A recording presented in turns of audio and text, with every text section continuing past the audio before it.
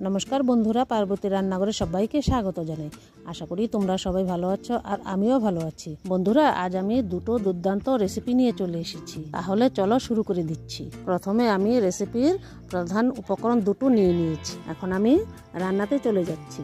প্রথমে কড়াই বসিয়ে দিয়ে দিয়েছি সর্ষের তেল। তেলটা একটু গরম হয়ে যাওয়ার পর ফোড়নে দিয়ে দিয়েছি গোটা জিরে, শুকনো লঙ্কা আর তেজপাতা। তারপর দিয়ে দিয়েছি পেঁয়াজ কুচি। পেঁয়াজ কুচিটা একটু লাল লাল হওয়ার পর দিয়ে দিয়েছি আমি গোটা গোটা করে আলু কেটে রেখেছিলাম সেটা দিয়ে। তারপর দিয়ে দিয়েছি টমেটো, নুন, হলুদ আর লঙ্কার গুঁড়ো দিয়ে আমি একসাথে মিশিয়ে দেব।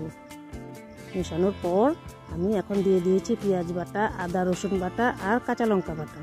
সেটাকেও আমি একসাথে নেড়েচেড়ে মিশিয়ে দিচ্ছি। তারপর আমি একটু ঢেকে রেখে দিয়েছি যাতে সবজিগুলো তাড়াতাড়ি সেদ্ধ হয়ে যায়। এখন এদিকে আমি একটা ভাজা মশলা বানিয়ে নেব।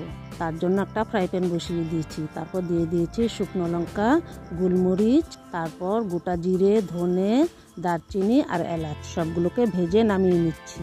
এখন আমি আবার সবজিটাকে একটু দেখে নেব। ঢাকাটাকে তুলে আমি দিয়ে দিচ্ছি মটরশুঁটি। এখানে আমি মটরশুঁটিটাকে আগেই দিয়ে দিচ্ছি, কারণ মটরশুঁটিটা আমি সেদ্ধ করিনি, কাঁচা আছে, তাই আগেই দিয়ে দিয়েছি। এখন আবার একটু ঢেকে রেখে দিয়েছি সবজিগুলো সেদ্ধ হতে হতে। আর ওদিকে আমি ভাজা মশলাটাকে একটু মিক্সিতে দিয়ে গুঁড়ো করে নেব। 2-3 মিনিট পর আমি এখন ঢাকাটাকে তুলে নিচ্ছি। এখন মশলাগুলো ভালো মতো কষানো হয়ে গেছে। নেড়েচেড়ে একটু মিশিয়ে দিচ্ছি।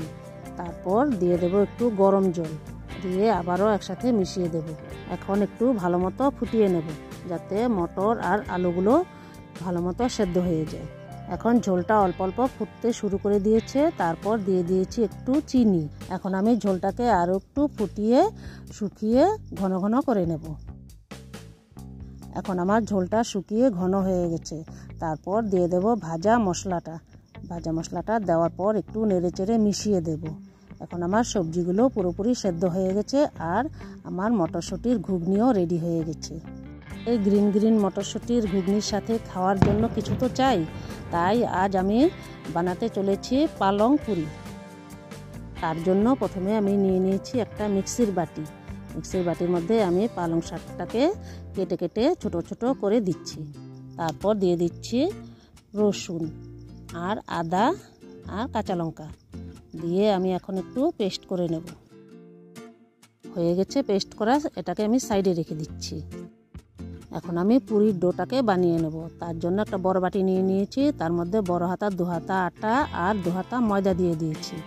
তারপর দিয়ে দেব নুন, চিনি দিয়ে আমি একটু নেড়েচেড়ে মিশিয়ে দিচ্ছি। তারপর দিয়ে দিয়েছি সাদা তেল।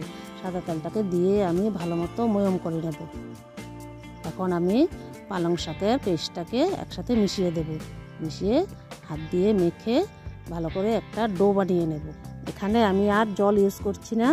পালং শাকের পেস্টটাকে দিয়েই আমি একটা সফট ডো বানিয়ে নেব।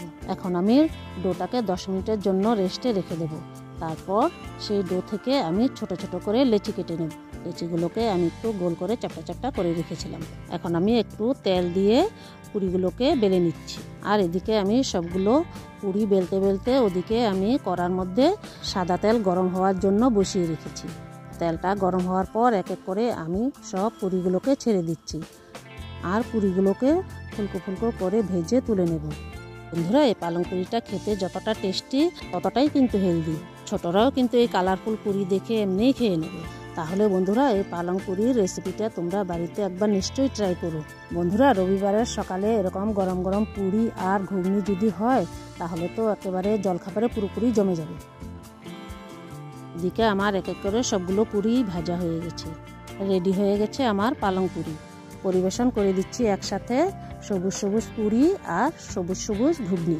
তাহলে বন্ধুরা, আমার রেসিপিগুলো যদি তোমাদের ভালো লেগে থাকে আমার চ্যানেলটাকে লাইক, শেয়ার, সাবস্ক্রাইব করে দিও। আজ এখানেই বিদায় নিচ্ছি।